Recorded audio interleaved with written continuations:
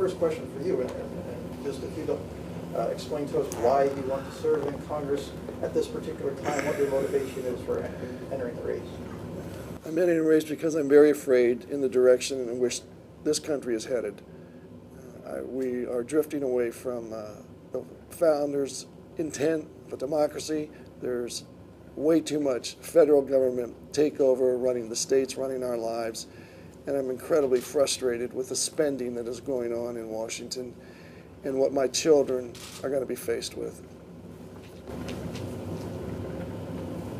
Now, obviously you mentioned that there are 3 candidates in this primary. We've talked to one already this morning, and I think everyone's going to talk a bit about the need to control spending. They're going to talk about traditional American values, need for a constitutionally limited government. What separates you from the other 2? When voters go into the booth, what's the difference?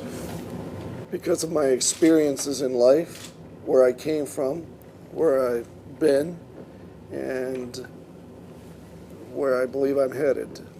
So I'll go into a little bit about my life experiences. My father was a city fireman and a janitor. I am one of 4 children, the oldest, and my mother was a stay-at-home. And upon graduating from high school, I went to work in a factory. I worked in a bakery for 12 years. I know what it's like to work from paycheck to paycheck. I know what it's like to stretch a buck. And I started as a laborer. I worked my way up to a foreman, to a working foreman, to a line supervisor, and eventually a superintendent. I'm not afraid to work. In a bakery, you work 12, 14 hours a day, and that's a light day. I worked for Stroman's until I worked for them for 10 years, and the bakery was sold to a group in Canada. And the owner, Harold Stroman, the president, was a mentor of mine, and he saw something there and started me in a program. He passed away, and I saw where the company was headed after he left, and then I went to work with Grandma's Cookies. That's owned and operated by PepsiCo Corporation, actually Frito-Lay. And by the way, I still make real good dough products. I made homemade pizza for the family when they were in this weekend, and I make a real good pizza. And these guys can attest to it because they've had it. I was a line supervisor, and I was overlooked for a promotion because I didn't have a college degree. So 2 weeks after my 30th birthday, I went home, told my wife I quit work, and that I was going to college. And so within 3 weeks after I quit, I did the entrance exams into college, went to Penn College, got my associate's degree there, transferred to Lycoming College, and got my 4-year degree. 2 areas of my emphasis in political science, and I have all the courses but student teaching for teaching in secondary education.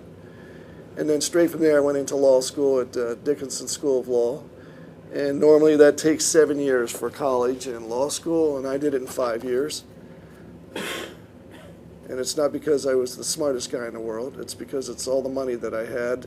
We sold our house, we sold our belongings, and the last semester of law school I had to sell my truck to pay for the books and to pay for the courses. And I did very well in college and law school, and we took out student loans. I paid those loans out. My wife worked full-time and I worked part-time, and that's why I keep referring to we got through college and law school in that particular time.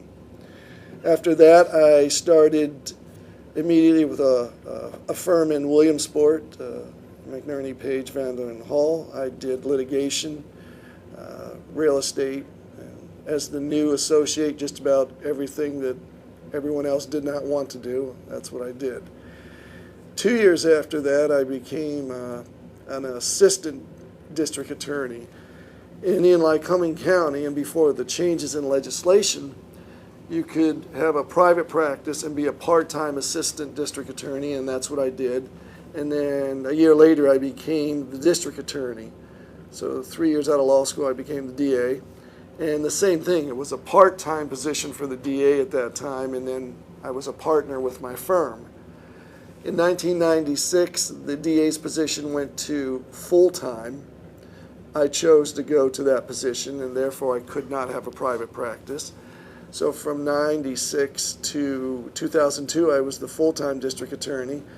And then in 2002, I was asked by the senators, Santorum and Specter, if I were interested in the U.S. Attorney's position or the federal bench. And I told them that I was more interested in the U.S. Attorney's position, even though the federal bench was a lifetime appointment.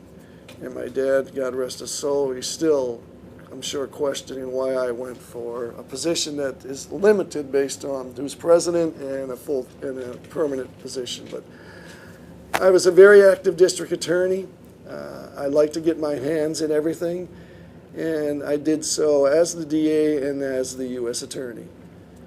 And then my father always told me, go out on a high note. And I believe that I did go out on a high note in the DA's office. We made some drastic, significant changes in that county, and also in the U.S. Attorney's office. I knew that within the next year or two there would be replacements, so I left and I went to work for Mr. DeNaples as his in-house counsel, where I handled real estate transactions, personnel matters, things of that nature.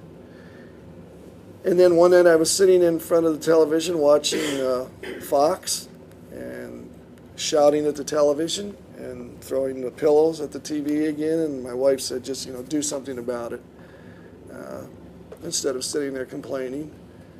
So that's what brought me to where I'm at today. A compelling biography, but what do you want voters to see in that? A hard work ethic? What do you take to Washington that's going to appeal to them? I want them to see, in addition to the hard work ethic, that I know what it's like to go out there and try and raise, earn an honest dollar for the family, having to pay bills just like anyone else. College or law school wasn't handed to me. My father couldn't afford it, and I had to go into a factory. And working in a factory for 12 years taught me a lot about life. It taught me how hard people have to work in a factory. It wasn't an easy job by any stretch of the imagination. And again, I know what it's like to stretch a paycheck from one week to the next, or stretch a dollar. So if I had to sum it up in a term, it's from a working middle class.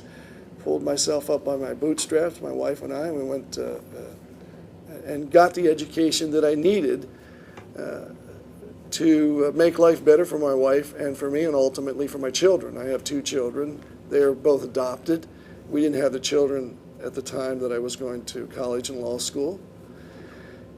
My daughter just turned 15 and my son just turned 11. And my father gave me a better life than he had, and I want to give my children a better life than I had.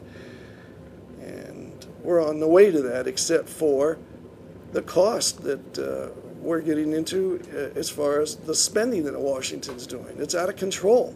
And I don't want Washington telling me what I have to do. The federal government is designed to have a strict, very narrow responsibility, and I believe in federalism, and I believe in democracy, but that is not where this country is headed under this administration.